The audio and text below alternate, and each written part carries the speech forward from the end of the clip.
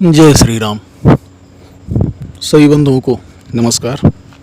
आप सभी सकुशल हैं, ऐसी आशा करता हूँ। हमसे जुड़ने के लिए और इस चैनल से जुड़ने के लिए धन्यवाद। आइए चर्चा करते हैं राम जी और हनुमान जी का निश्चल प्रेम। एक समय की बात है जब भगवान श्री कृष्ण ने अपनी पत्नी सत्यभामा को स्वर्ग से पारिजात वृक्ष ला कर दिया। अच्छा, सत्यभामा को इस बात का अभिमान हो गया कि वो बहुत अधिक सुंदर हैं और बाल गोपाल जी की बहुत अति प्रिय रानी हैं। सत्यभामा कौन थी? सत्यभामा इतनी प्रिय क्यों थी? वो इसलिए प्रिय थी क्योंकि श्री राम जी ने वचन दिया था। चलिए उसमें नहीं पढ़ते हैं। हाँ, अगर आप लोग को जानना है तो कमेंट बॉक्स में बताइएगा, उस प्रसंग पे भी चर्चा करेंगे।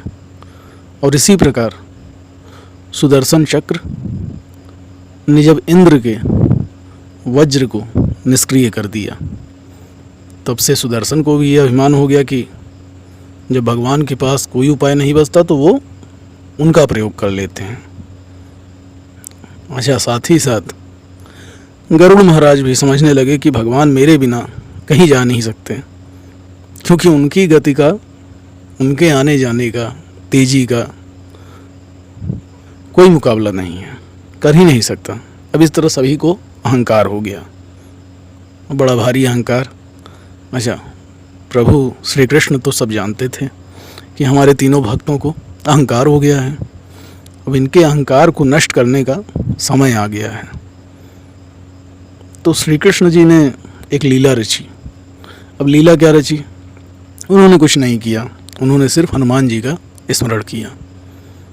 हनुमान जी का स्मरण किया। और देखिए, ये भक्ति ये है कि जैसे ही प्रभु ने स्मरण किया हनुमान जी का, और हनुमान जी को तुरंत समझ में आ गया कि किस कार्य के लिए मेरा स्मरण किया गया है। हनुमान जी की भक्ति की तो क्या ही बात कही जाए। उनके जैसा भक्त कोई होगा नहीं, न कोई हुआ है। और ये आशीर्वाद श्री राम जी ने स्वयं दिया है।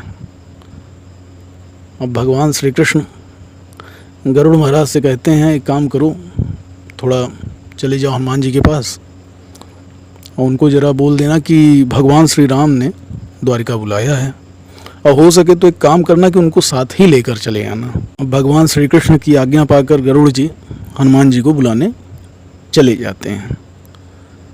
गरुड़ जी हनुमान जी के पास पहुंचकर कहते हैं, हे वानर श्रेष्ठ, भगवान श्री राम ने आपको याद किया है, आप मेरी पीठ पर बैठ जाइए, मैं आपको शीघ्रता से प्रभु के पास पहुंचा देता हूं।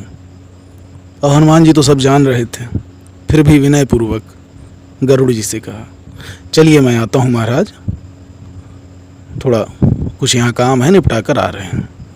अब गरुड़ जी ने सोचा कि क्या पता नहीं कब पहुँचेंगे।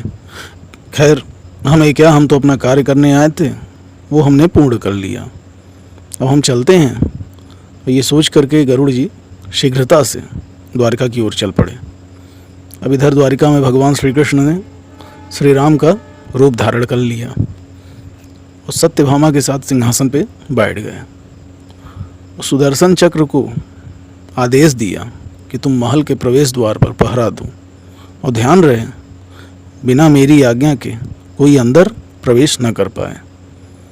भगवान की आज्ञा पाकर सुदर्शन चक्र महल के प्रवेश द्वार पर एकदम तैनात हो गए, सिपाही की तरह। अब तभी हनुमान जी पहुंच गए द्वार पर, और सुदर्शन चक्र ने हनुमान को रोकते हुए ये कहा कि आप बिना आज्ञा के अंदर नहीं जा सकते। हनुमान जी ने ज़्यादा समय नहीं लिया और उसको मुंह में दबाए सुदर्शन चक्र को, और प्रभु से शीघ्रता से मिलने अंदर आ गए। हनुमान जी अंदर आकर सिंहासन पर बैठने से पहले प्रभु श्री राम को प्रणाम किया और पूछे, प्रभु आने में देर तो नहीं हुई? और साथ ही ये भी कहे कि प्रभु माता सीता कहाँ हैं? आपके पास उनके स्थान पर ये कौन सी दासी बैठी है?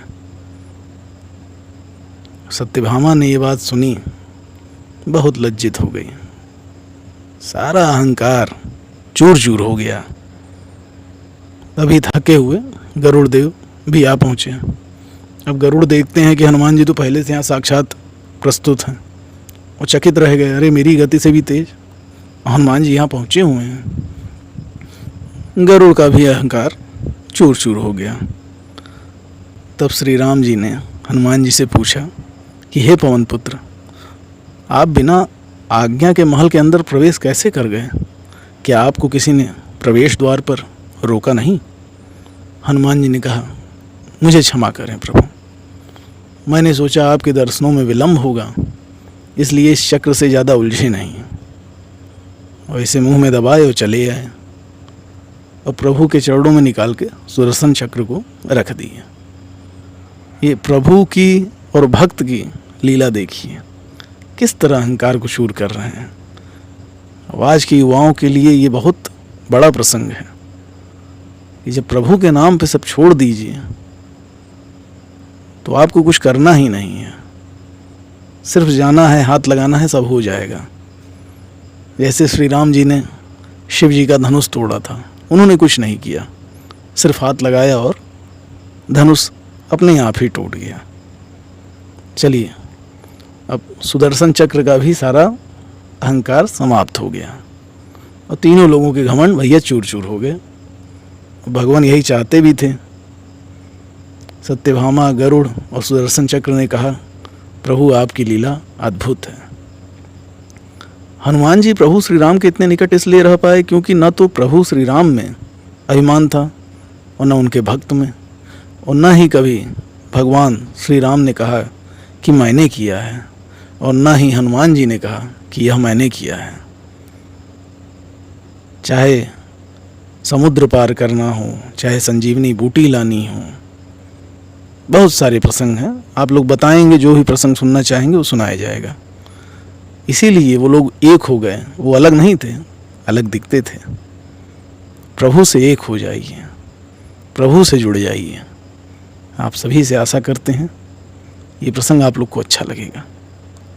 अभिमान मत रखिए, अभिमान रख के प्रभु के पास जाने का आपको समय ही नहीं मिलेगा। छोड़ दीजिए इस अभिमान को। आप सभी को जय श्री राम। अपना ध्यान रखें, सकुशल रहें। धन्यवाद।